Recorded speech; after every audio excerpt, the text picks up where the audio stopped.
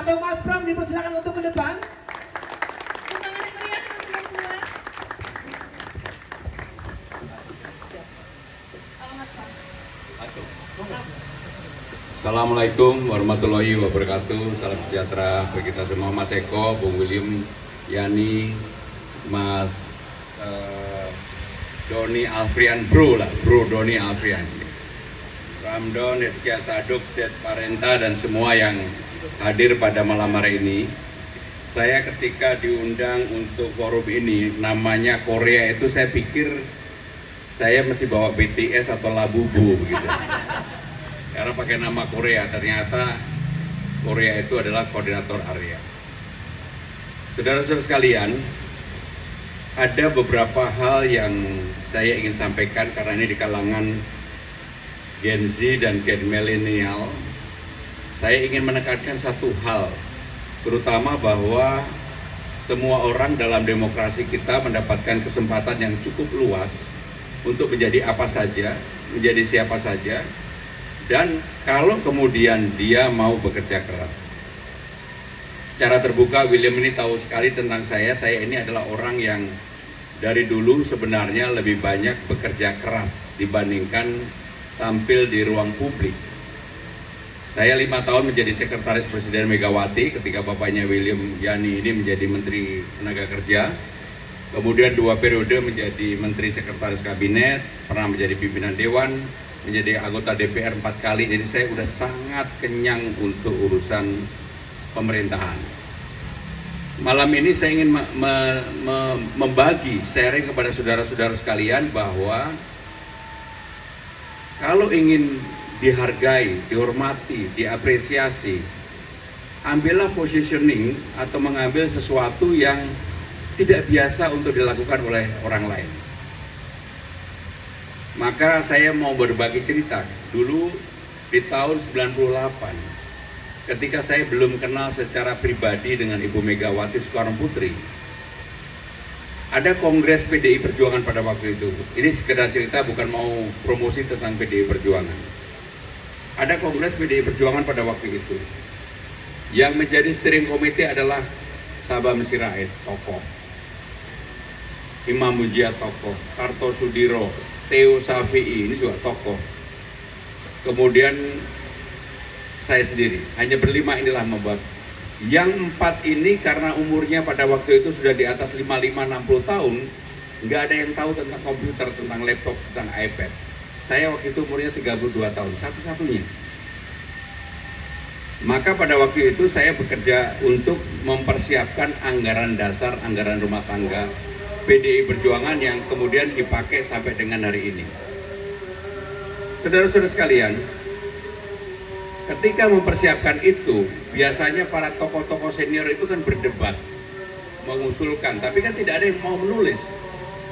Sayalah yang pada waktu itu mengkonsep, menulis, mempersiapkan anggaran dasar, anggaran rumah tangga.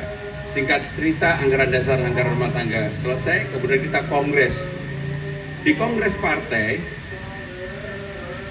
yang menyampaikan kepada seluruh peserta itu namanya Theo Safi'i, tokoh.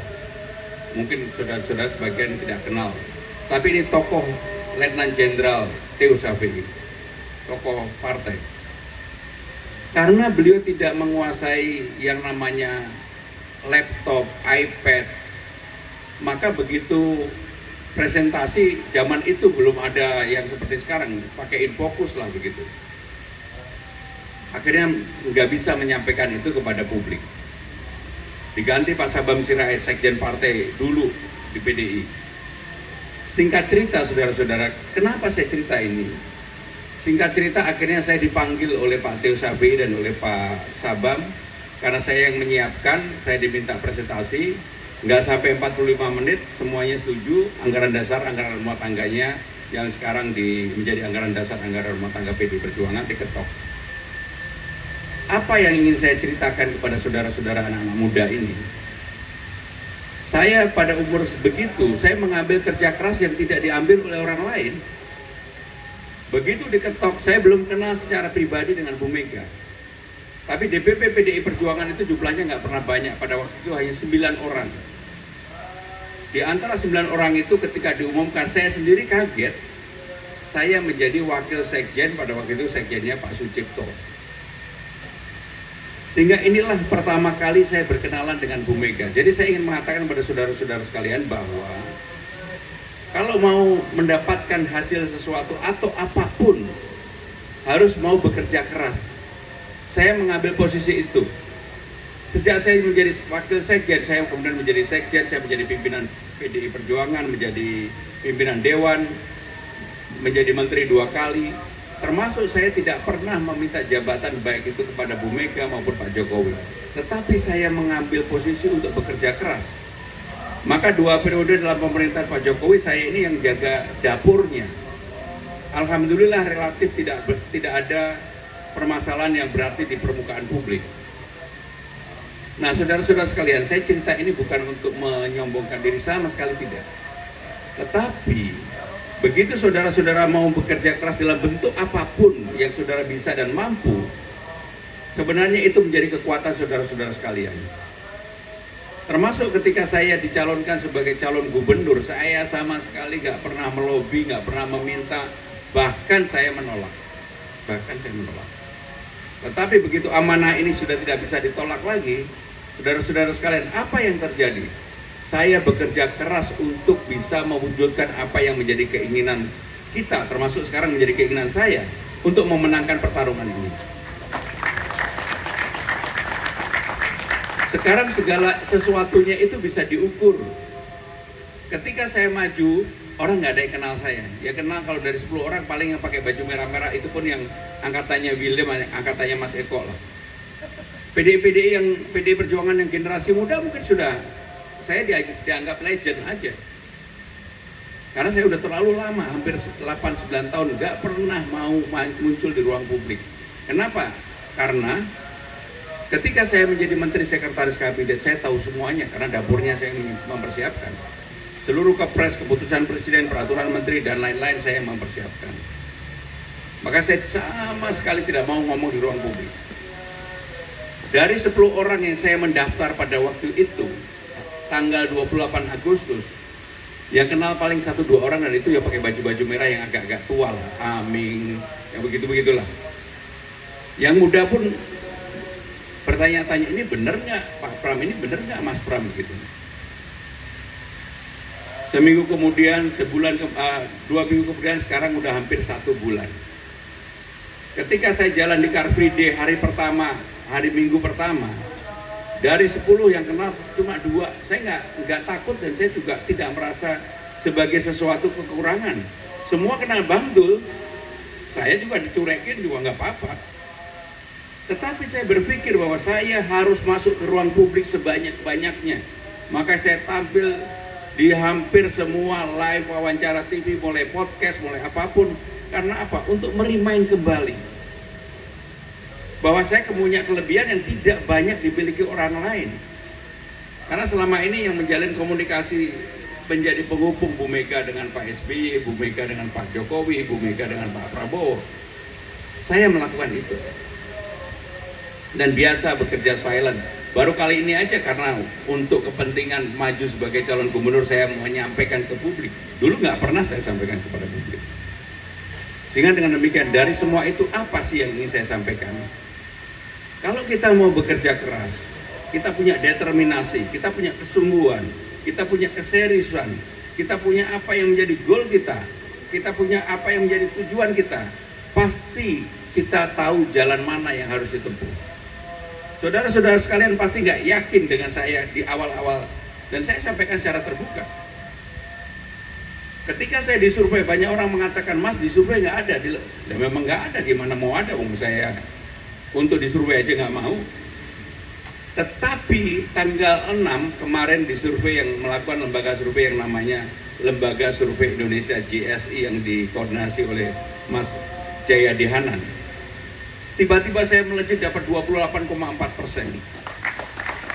Semua orang kaget loh, termasuk Bapak Presiden juga kaget. Kok bisa gitu? Angkanya tiba-tiba naik tinggi banget. Hari ini atau kemarin Poltreking kemudian merilis lagi, angka saya sudah naik di 31,5. Dan mudah-mudahan nanti di hari Minggu atau hari Senin ini ada lembaga lagi yang akan merilis Angkanya kurang lebih saya udah dibisikin. Yang jelas pasti di atas 31 dan angkanya pasti mengejutkan bagi siapapun yang akan melihat itu. Saudara-saudara sekalian, pertanyaannya kok bisa? Kata kuncinya adalah kerja keras, sungguh-sungguh, dan kita tahu di mana yang menjadi kelebihan, di mana yang menjadi kekurangan kita. Maka di DKJ Dewan Korea Jakarta ini, saya lihat berbagai komunitas ada di dalam sini. Sehingga yang ingin saya sampaikan kepada Bang Doni, Alfrian, dan teman-teman sekalian, mumpung masih muda, jangan gunakan waktu, ya namanya hangout boleh, senang-senang boleh, berhura-hura juga boleh, tetapi sebagai orang muda yang punya harapan ke depan, harus ada fokus yang dilakukan. Fokusnya apa, saudara-saudara yang menentukan? Jangan orang lain, jangan juga orang tua, apalagi pacarnya. Udahlah, kalau pacarnya malah saudara tersesat nanti. Jadi saudara-saudara sekalian, saya sungguh bergembira pada malam hari ini. Kalau saya ditanya apa yang ingin saya sampaikan kepada saudara-saudara untuk kepentingan pilkada gubernur ini, satu, saya mau didoakan, disupport, dan yang lebih penting adalah jangan berhenti di saudara-saudara sekalian. Saudara harus berbicara di antara komunitas-komunitas dan bicaranya rasional aja. Bandingkan aja secara rasional. Calon A, calon B, calon C, apa yang menjadi kelebihan A, kelebihan B, kelebihan C, apa yang menjadi kekurangan, dan sebagainya, dan sebagainya. Saya sungguh beruntung selama 10 tahun menjadi Menteri Sekretaris Kabinet Penjaga Dapur, sekaligus yang membuat kebijakan, salah satunya kebijakan tentang Jakarta. Maka LRT, MRT, Transjakarta, kebanjiran, polusi, di luar kepala saya tahu. Kalau orang ada iseng-iseng menanya saya, Mas, misalnya ada pertanyaan iseng, berapa jumlah halte di Jakarta? Saya langsung tahu, 252. Mas, berapa panjang kilometer Transjakarta? 230,5 km, terpanjang di dunia. Sehingga dengan demikian inilah yang kemudian menjadi modal. Kalau orang kemudian iseng, berapa kecamatan? Ada 44, berapa kelurahan? 267, berapa RT? 30.980, berapa RW? 2.740. Yang begini, saudara-saudara sekalian, ini harus saudara bisa mengingat, merimain. Jangan yang dihafal hanya utangnya aja. Tetapi yang tidak kalah penting adalah harus ada value, harus ada nilai, harus ada sesuatu yang menjadi pegangan saudara-saudara sekalian.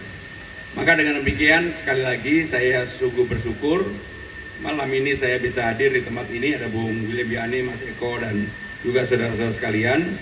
Kenapa saya menceritakan ini tidak menggebu-gebu tentang program, karena Dewan Korea Jakarta ini, DKJ ini, namanya aja Korea, seperti Mas Bambang Pacul kan ini. Pasti isinya cuma merintah-merintah, gitu. Semangat. Makanya saya ingin memberikan satu value, satu nilai yang mudah-mudahan saudara-saudara sekalian terinspirasi, ingin melakukan sesuatu berdasarkan apa yang saudara-saudara akan lakukan ke depan untuk menjadi orang yang kuat, survive di kemudian hari. Terima kasih. Wassalamualaikum warahmatullahi wabarakatuh. Tepuk tangan sekali lagi buat Mas Pram.